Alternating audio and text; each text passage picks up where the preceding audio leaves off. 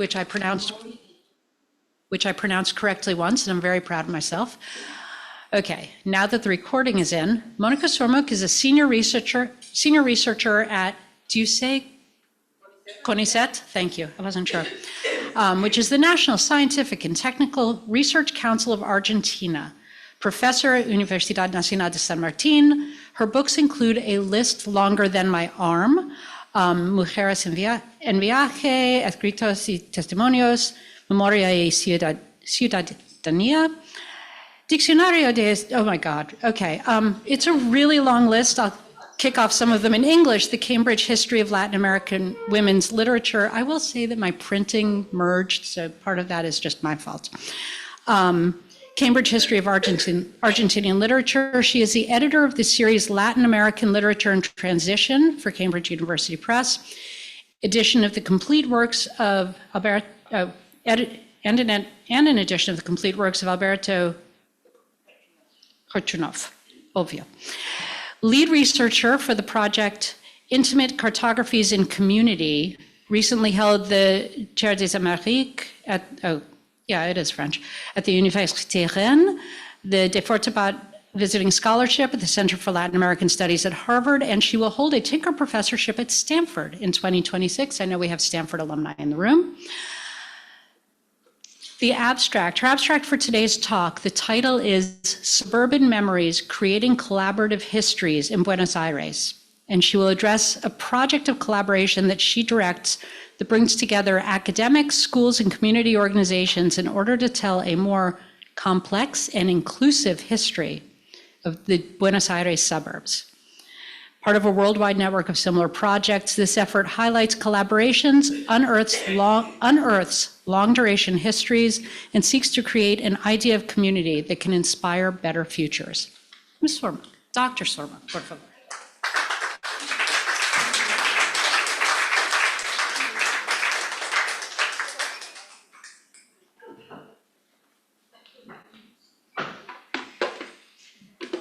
I have now met so many of you, and I would love to continue the conversation rather than to be the one to talk. But anyway, that's what's in the cards, and I'd like to thank Amy for her introduction and for inviting me here today.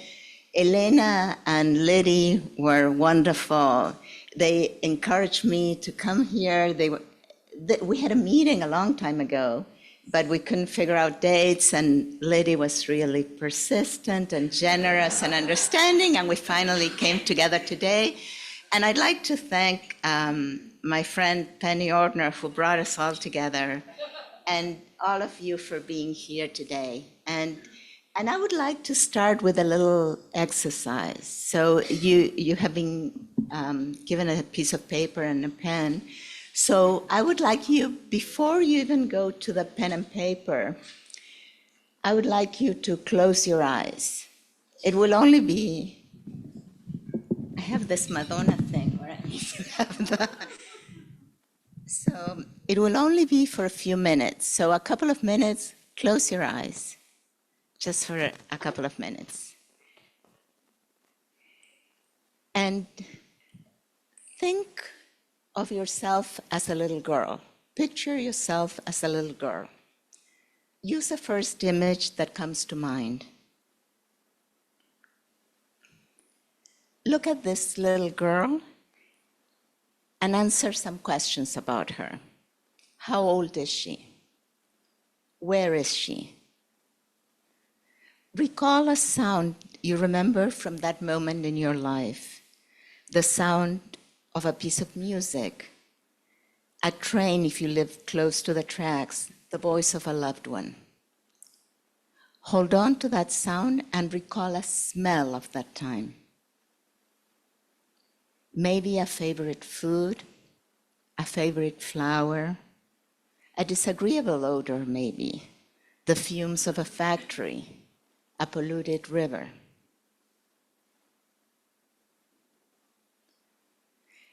Now take a mental photograph of that little girl. Imagine it is a paper photograph and hold it in your hand. Look at it. What do you see in the background? open your eyes now and take a couple of minutes to write whatever comes to mind. No right or wrong answers, whatever comes to mind, and you won't have to share it unless you want to.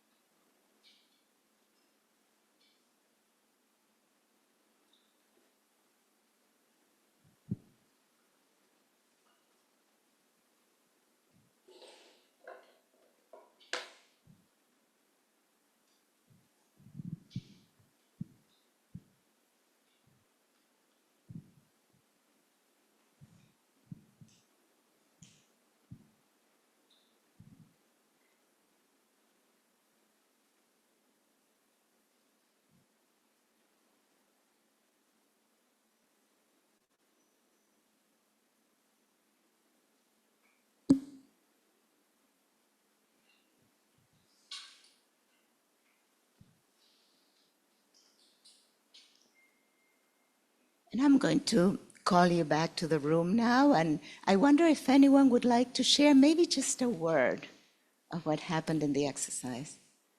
Yes. For me, it was really nice what you suggested. And when I was very small, my grandfather lived with me. And I was very happy when I was in those years. And I imagined walking to the kindergarten while my grandfather sang. Oh, this is so beautiful. Thank you. You know what I remember is going together to school on our bicycles when we were 10, alone, nobody caring about it. It was so safe to do it. That's so wonderful. No, worst we did. Jennifer. My little girl was sitting on the terrace in her house in the springtime with the robins chirping in spring while she was playing in the sandbox on the day her father came back from World War II. Wow, that's really amazing.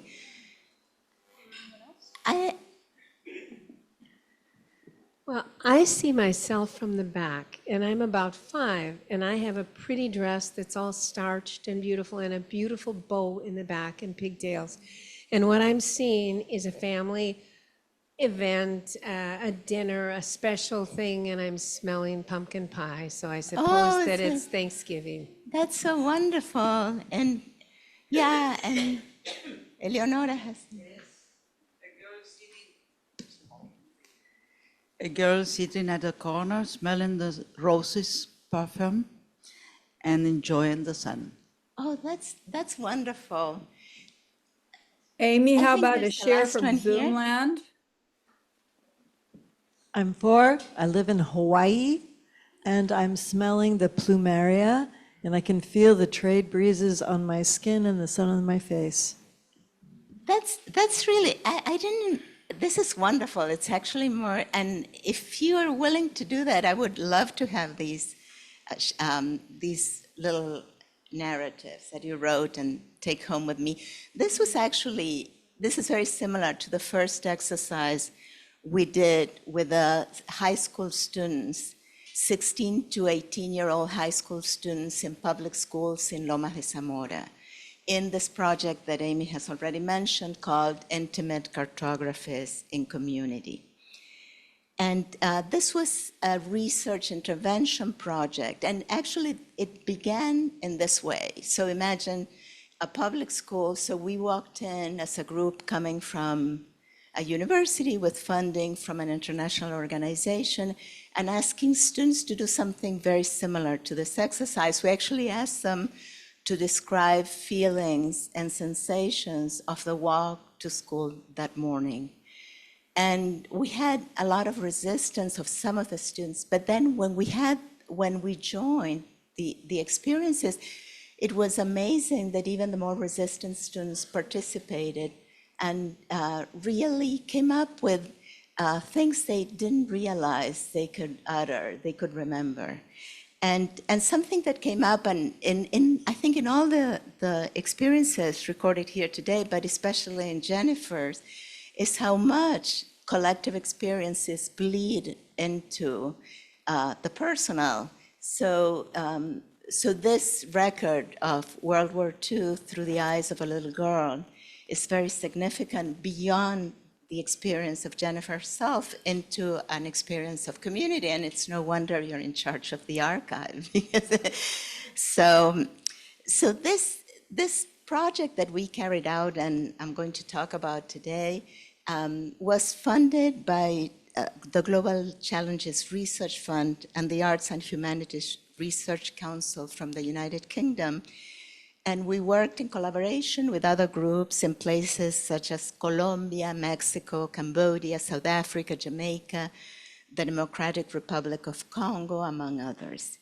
The collaboration greatly enhanced our understanding of what justice, education, and memory mean. And the common threads were education, justice, and memory, and helped us to make our own work in Lomas de Zamora more original, more creative, and ultimately more effective. I served as the principal investigator of this project in a group that included researchers funded by CONICET, graduate students, community organizers, and artists, and we counted with the support of the Laboratorio de Investigación en Ciencias Humanas at the Universidad Nacional de San Martín, where the project was housed. Our participants were students between the ages of 16 and 18 in public schools. And the main event, and these were mostly at-risk youth, students who don't get a lot of these extracurricular activities. And the main component was a recorrido, a tour of the neighborhood that proposed the whole neighborhood as a site of memory. So one of the things we told them from the very first day we met them was that memory didn't happen in museums, or that memory didn't happen in concentration camps, that every single person and every single place had a history.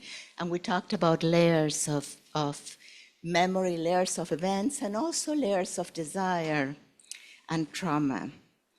A central focus of our work was the memories of state terrorism in the 1976-1983 dictatorship, and I was very interested in what you had to say about what happened in this organization during the dictatorship, and that would be very interesting to keep exploring, right? So I'm glad you brought it up.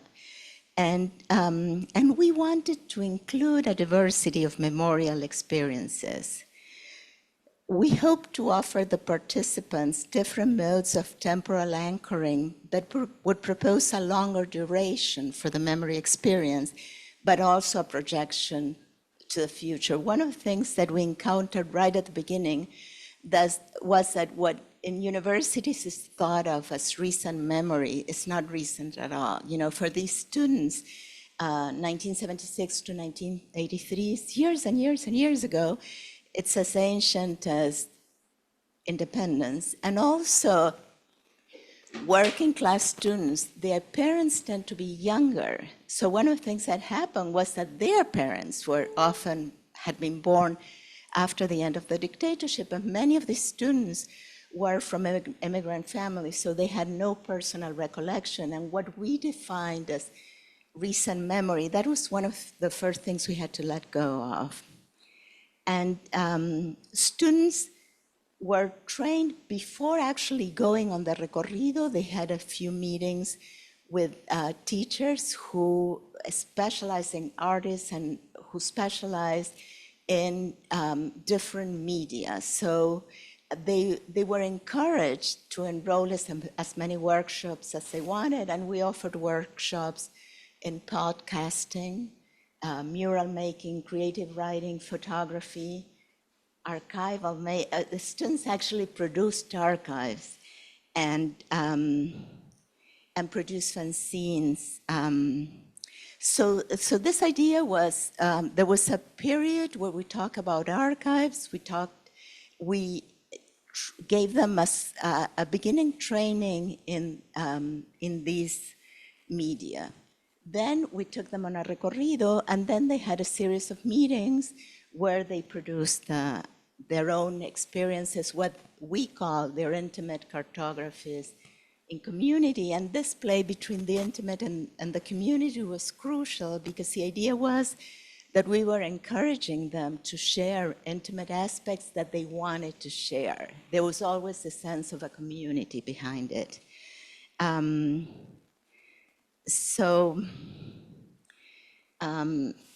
That the very first day we told them that memory has many layers. No historical experience happened in only one place.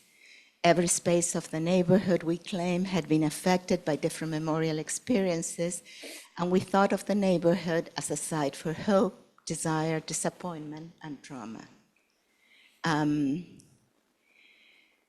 And we told them, and this is very important, and this was very important for us, we told them that we wanted to find out about their lives. And this was absolutely true, because one of the things that happens is that very often when you want to have a memorial experience, you really go into the place and say, this is what happened, this is how we know it. And we were really interested. This was not something that was part of a show. We were really interested in finding out what was important for them, and actually we learned a lot from them. So, wow. A ver.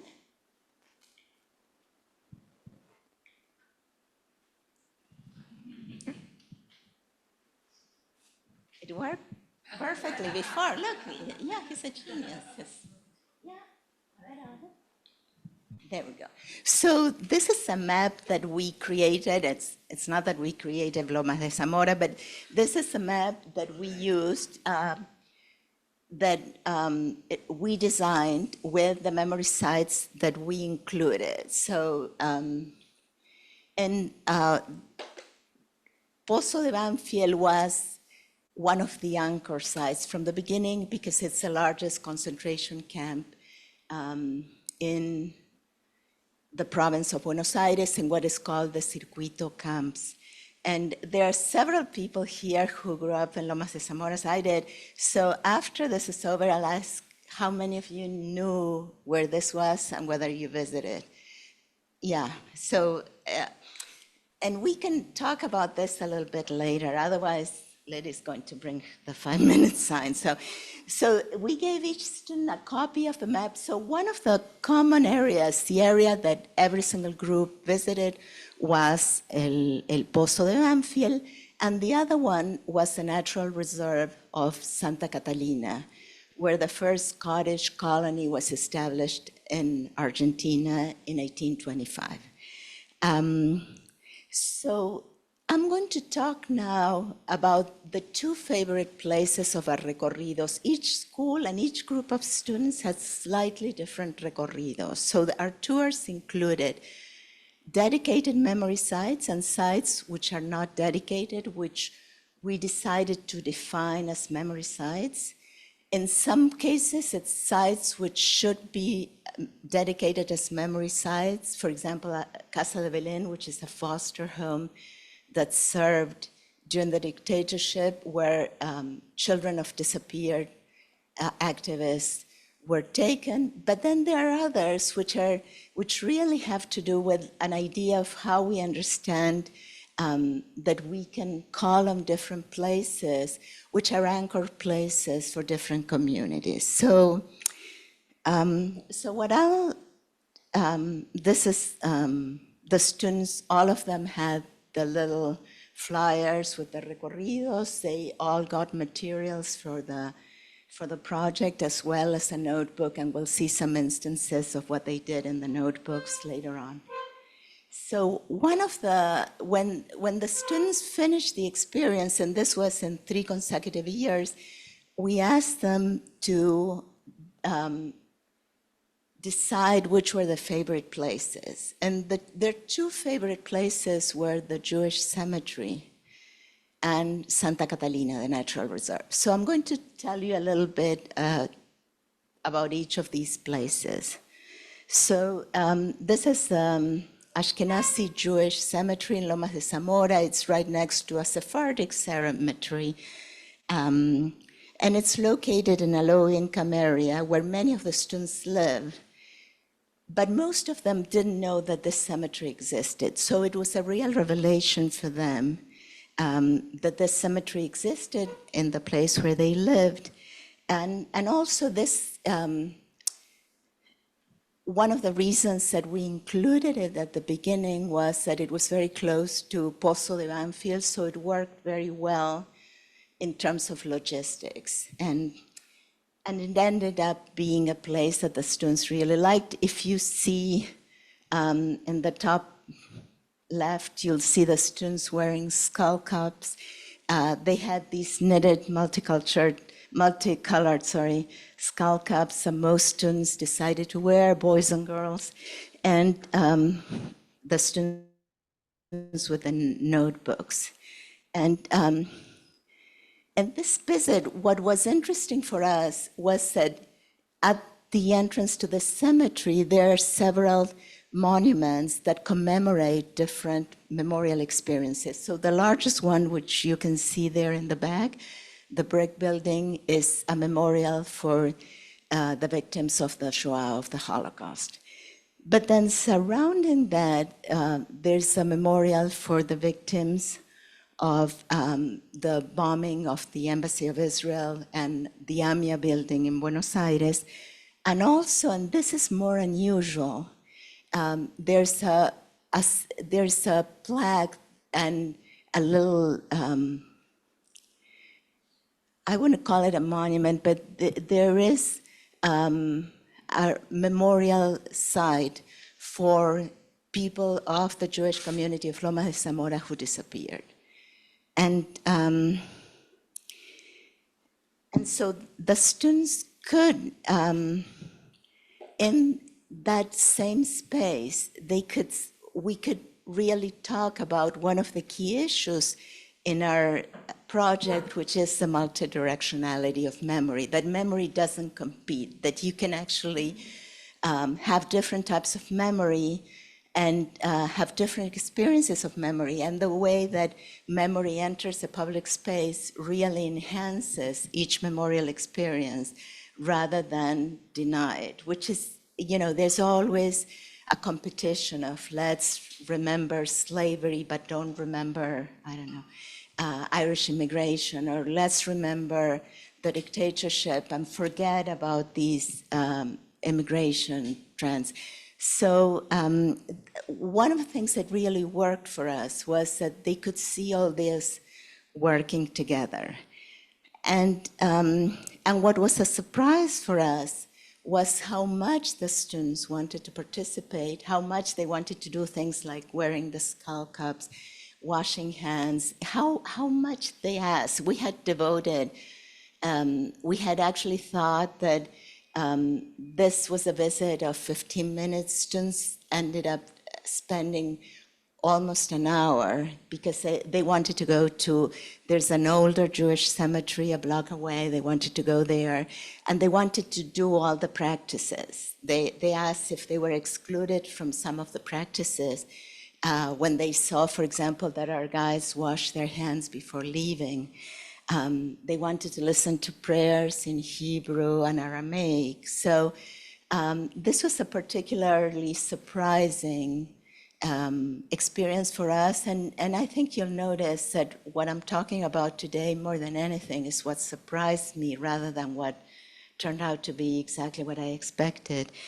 And this was a particularly emotional moment for students.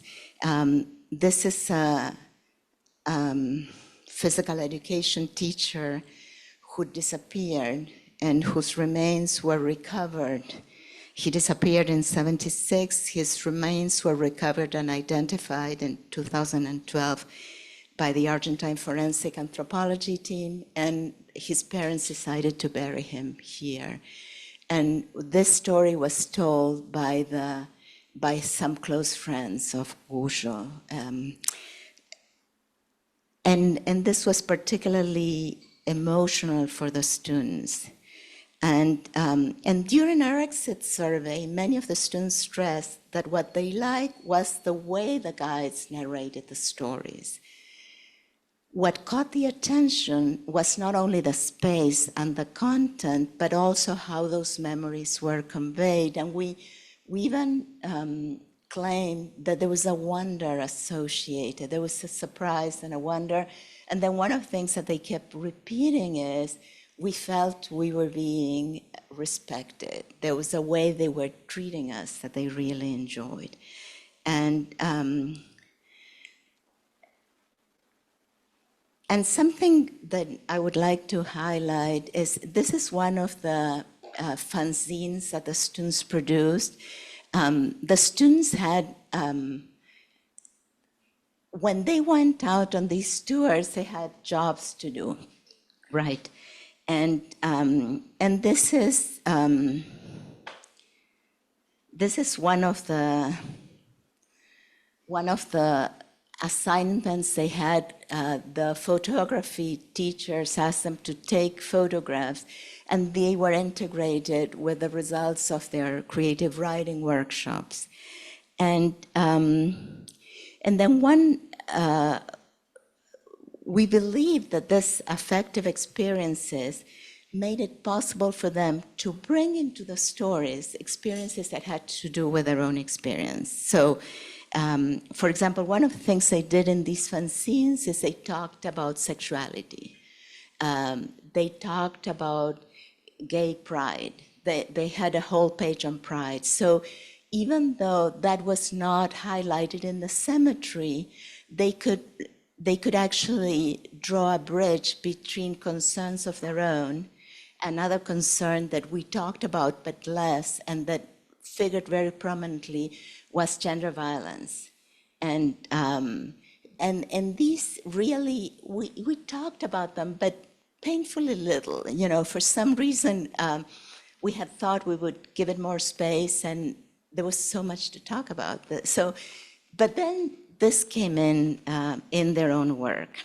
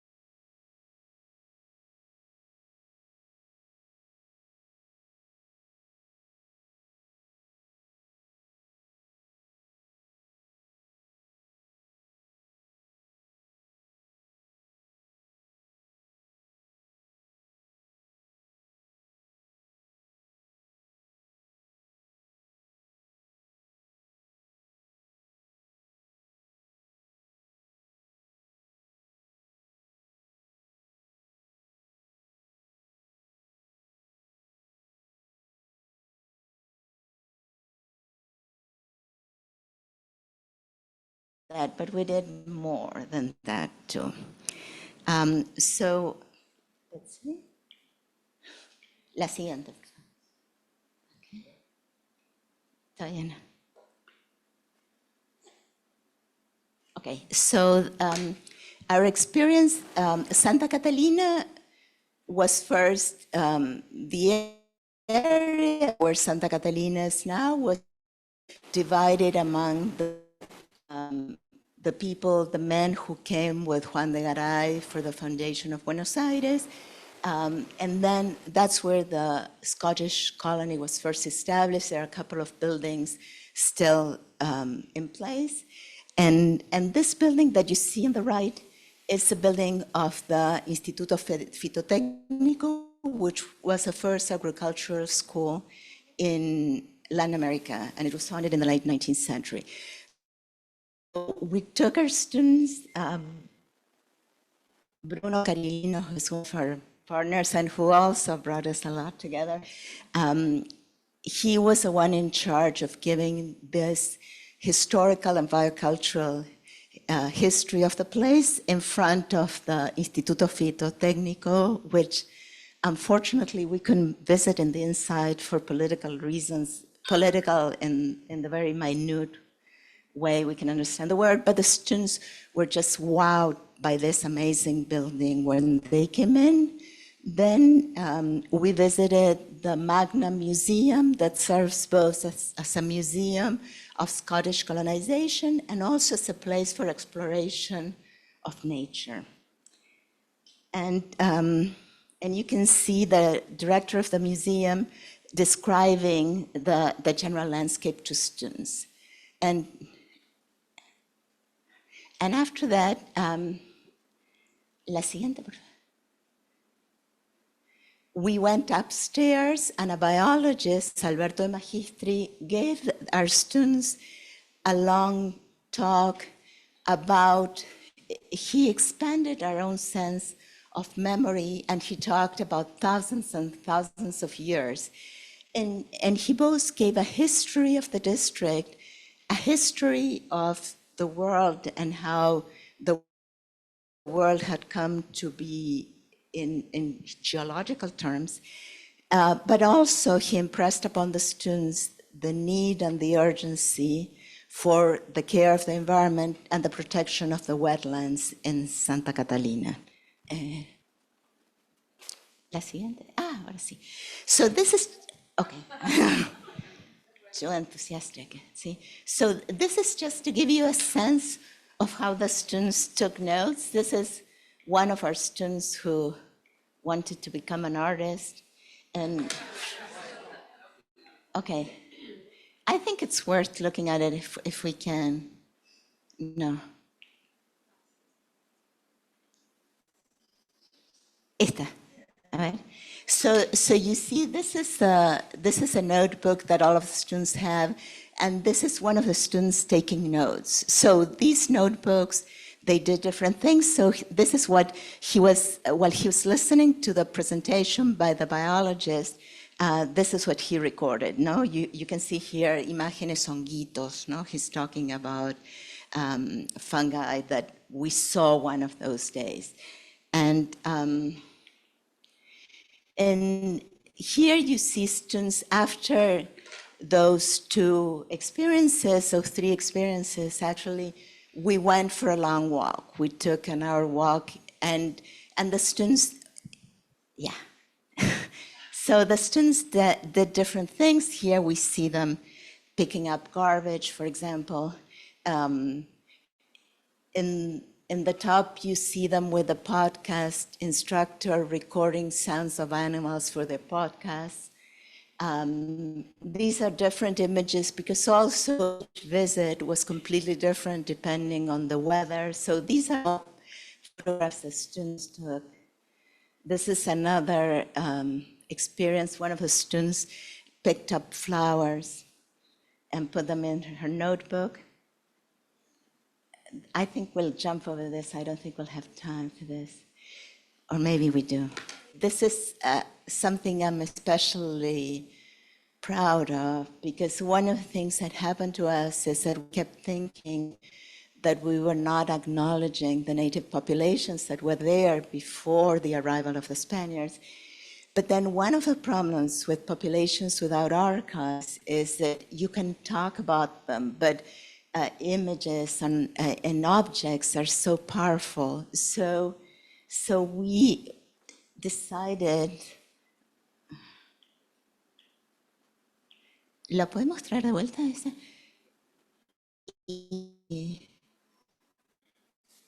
Y tiene un play. I don't know if you're. Tiene un play. Se mueve la imagen esta. So what we did was get this image from the Archivo General de la Nación, color it digitally, add movement, and have an exercise with the students where we ask them, when do you think this photograph was taken? Who took it? And what happened with this is that they eventually could tell us a story. So it was clear that this is not an accurate representation. It's a creation of something which could have been, but more than anything, it gives us an opportunity to talk about those people who no one had an interest in recording. So this is one of the, and maybe we can stop here, and I'll close now and tell you about what is going on now. This is, so, oops. So what we're doing now, the funding after Brexit, unfortunately the funding was cut for this project and for all the other projects, but we have kept working in the Company of Schools, and one of our farewell projects was the creation of a network of plaques, of memory plaques that can that record the presence of these memory sites, both the ones that are included in memory recordings in the country and those who are not. They all have a QR that takes you not only to information about that, but also to the major recorrido. And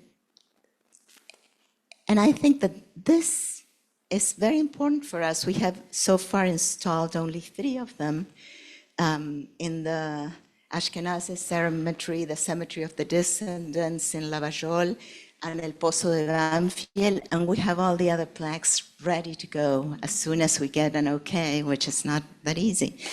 And our hope is that these plaques will have the same international recognition as the ones you might have seen in the UK and New Zealand and Australia.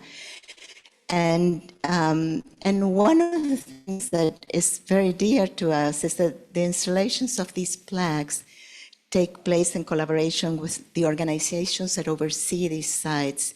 And it is an ongoing privilege to be in conversation with community members and to be privy to those very intimate instances where the past becomes present and imagines a common, more generous future. Thank you very much.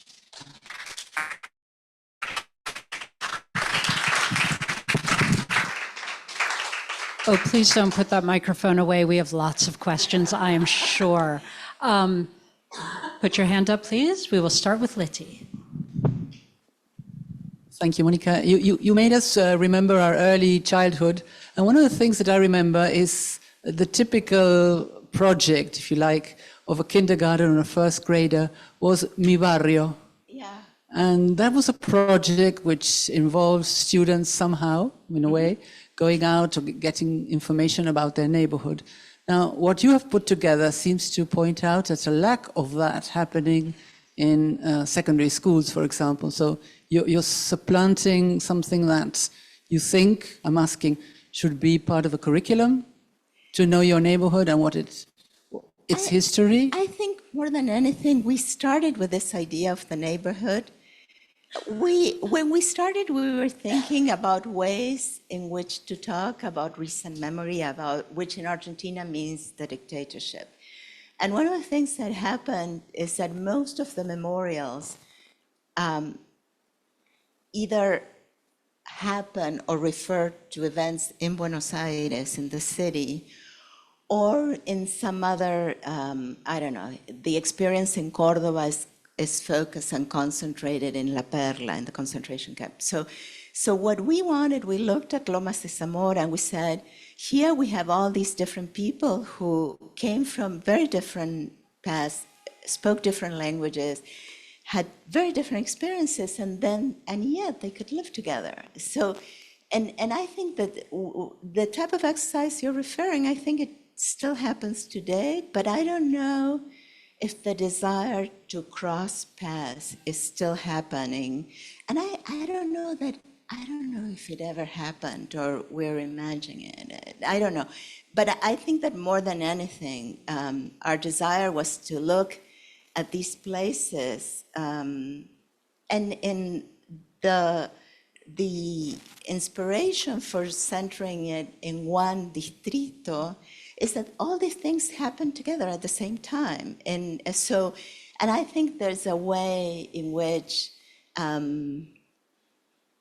having people not talk about their own past, but about someone else's past is very hopeful. So that was one of the, and I think that in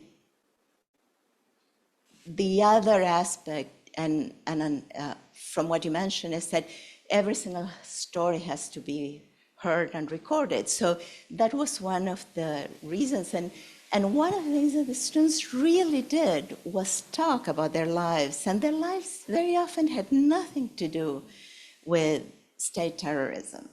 And what really attracted them to that was, for example, our podcast teacher, we went to one of the baldosas. These are the slates with the names. And one of the, our podcast teacher told them the story of a friend of his who was 17 when he disappeared, and he had exchanged messages the day before, and they were going to play football that weekend. So that was very touching for them. So, and then one of the things which shouldn't be surprising, but it is that what people find touching, you never know until it happens. Thank you. You were talking about Santa Catalina, and it is a very well-known place for the British community. Once a year, the ABCC southern suburbs have their picnic. It was last weekend. What I was thinking, you said that this year the Municipalidad de Lomas took over because there was a problem between Universidad de La Plata, where Monica, as a vet, studied there, and Universidad de Lomas or Lomas. Universidad de La Plata is not looking after it, and they wanted Lomas to buy it. There was no money. So now I was surprised as what you said, that apparently the Municipalidad is taking over. The Municipalidad has had a little place, a little Reserva Municipal for many years. I don't know how many, maybe Penny knows. Probably 15, I don't know, maybe I'm exaggerating. But there's a very, very tiny place where the Santa Catalina train station is located. Mm-hmm. And that has been, and the Municipalidad has had that for quite a bit. And now this year what happened was that the Ministry of of Natural Resources, Daniela Vilar's ministry, took it over. But they still haven't thought out what will happen, because in order to protect a natural reserve, you have to have a structure. So at least it is now, it has been, and it was designated as natural reserve in 2012, but there was a legal stay because the University of La Plata had sold part of it to Covelia for trash fillings of wetlands, which is such a great idea. So, so luckily this year what happened is that it's now a natural provincial reserve, but they still have to put in place how the visits happen. And it's very good news. Yeah, it's very good news. I'm really impressed with this project. I wished every high school in the area and each neighborhood would do something like this. I think the children need to feel pride in their community. And I feel that this is something that many times, because children go to different schools and don't all belong to the public school in the area, that is lost here. And it's something that I'm really impressed, and thank you for doing this. And I hope other people feel the same way you do and continue to do it, because it's a very valuable Thank activity. you. This means a lot. And actually, one of the beautiful things that happened was that we found teachers who really love their students. We found a lot of positives. When we talked about projects happening in different parts of the world, everyone was surprised about how easy it had been to get schools to participate with us. When we went through internal review boards, it was easier to go through these because there's all this legislation in place in schools that makes review boards really like the way we can work in these schools. But then there's also the lack of funding for these things. And so it is, yeah, I agree with you. It would be wonderful, yeah. Thanks very much. I would like to know if you've done this in the southern area. Are you planning to do it in some other areas, northern areas, western areas? Are you having any plans in the near future? What we have,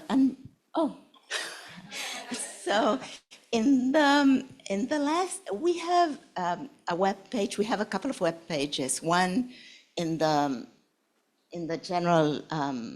It's in the last one.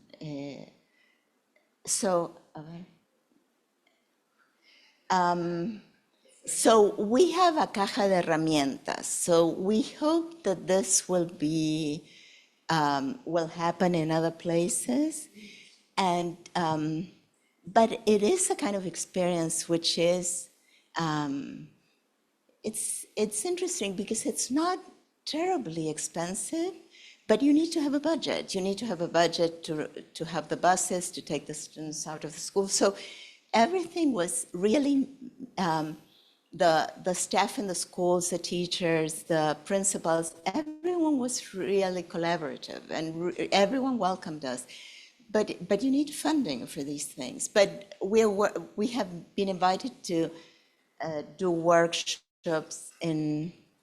So it's a one that you cannot really read. It's in blue, but it's Cartografías íntimas en comunidad de un SAM. So there we have caja de herramientas, so people can mimic that. And we have been invited to universities, both here and in other countries, to give ideas of how this can be done. Yes.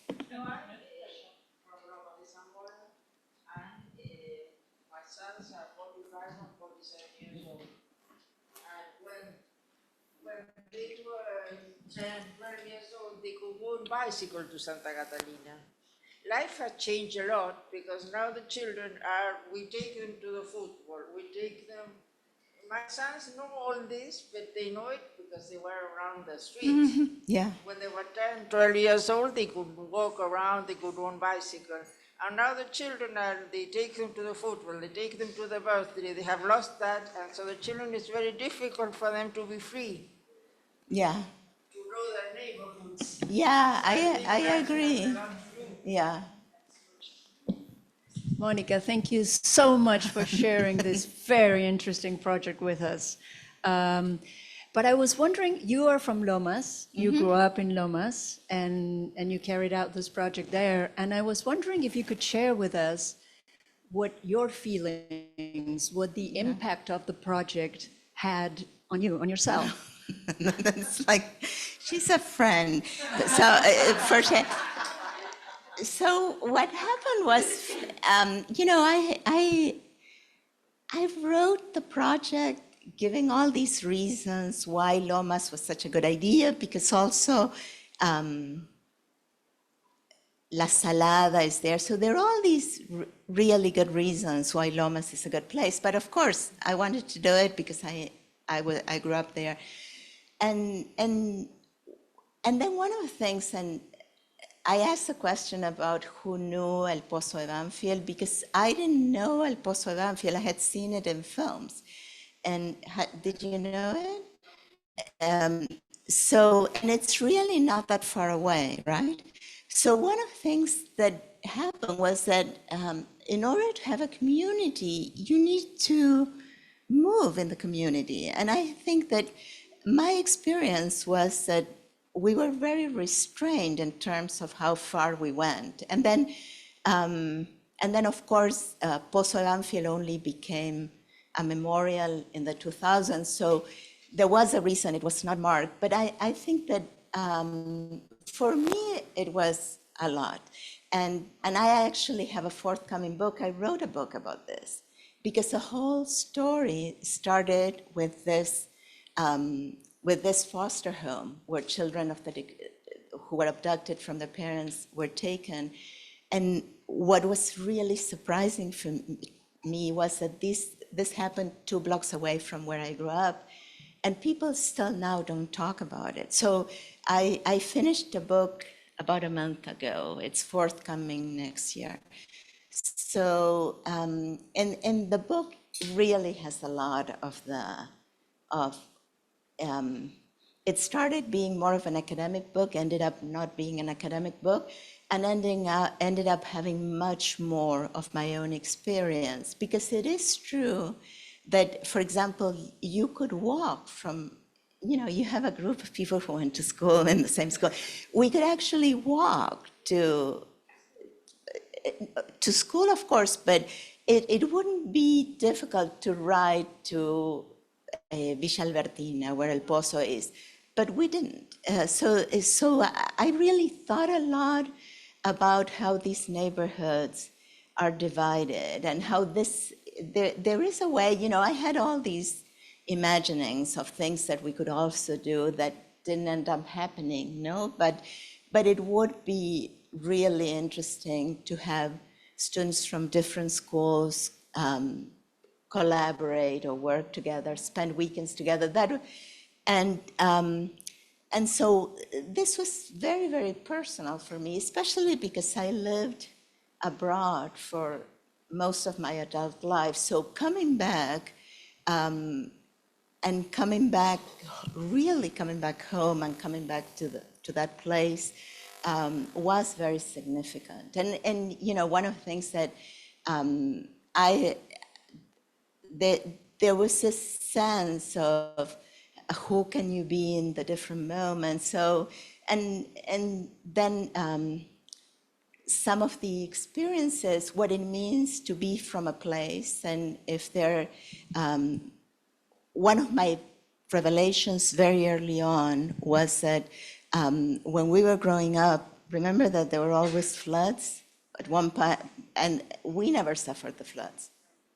And actually that was determined by how the geography looks. So it wasn't that, it wasn't that we were more careful. So there are all these things that people don't talk about these districts in the suburbs of Buenos Aires, where the areas around the train station were built by British immigrants following codes from Britain, but also the idea that there are green spaces. And then the rest is, when you go further away, the reality is completely different. There are no codes.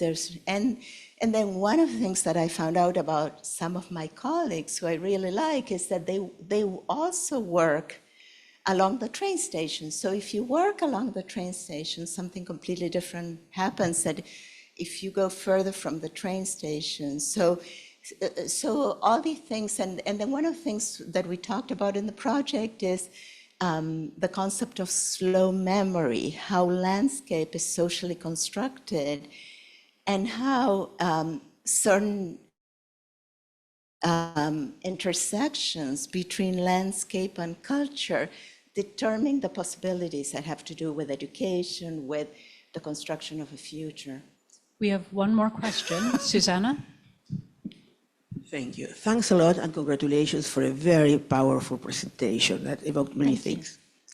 So I have been traveling around a little bit this year, and I have noticed that in most European cities, the state, particularly at local level, it tends to keep memories, collective memories, with tiles, with plaques on the walls, with a press, etc., etc., etc., and it does a very effective work, mainly because it refers to the two world wars.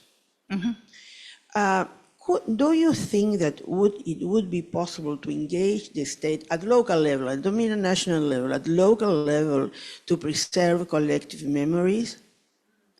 I think we've had a good experience, slow but good.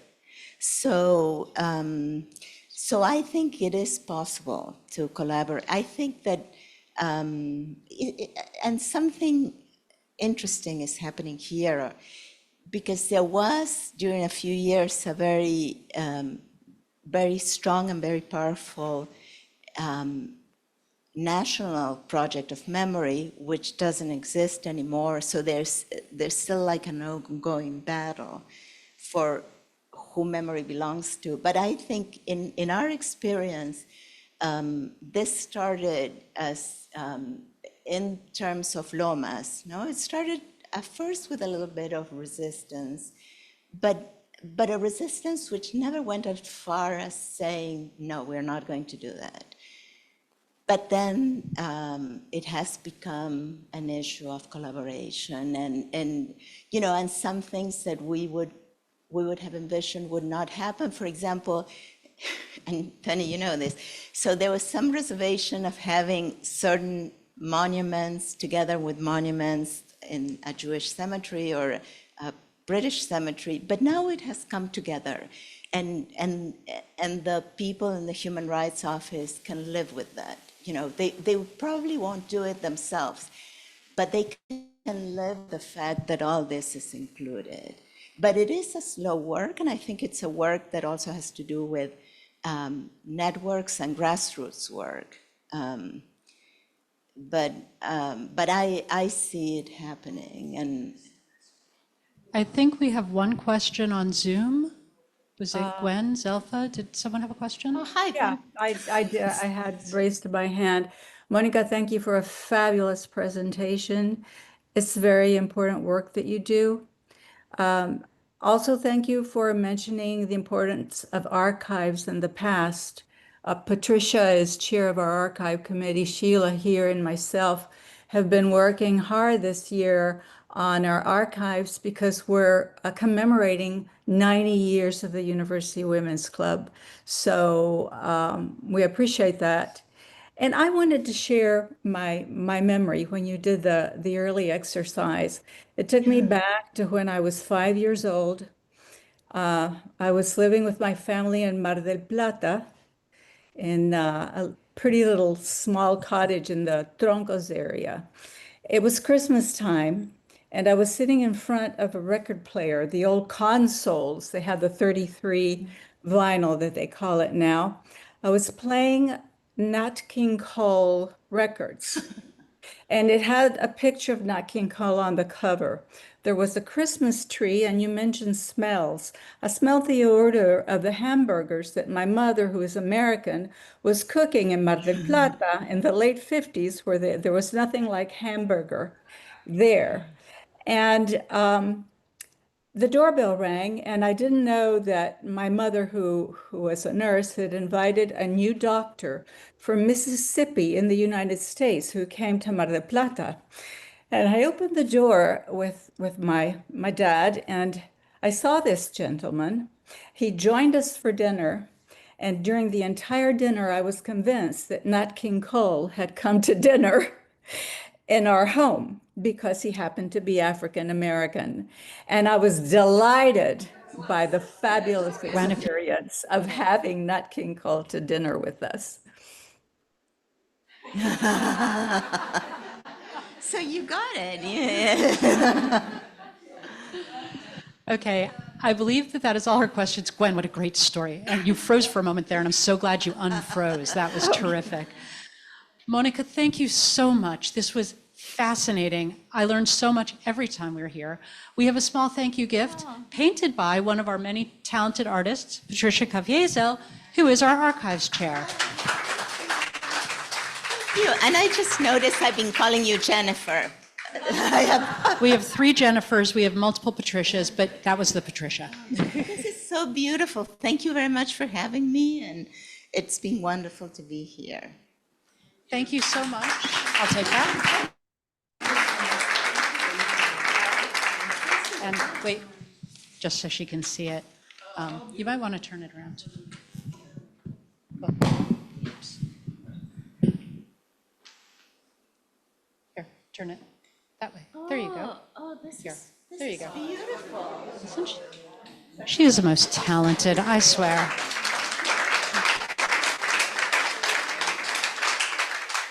Thank you all. I will see you in November, and I will see you at the 722 activities we have between now and our next luncheon.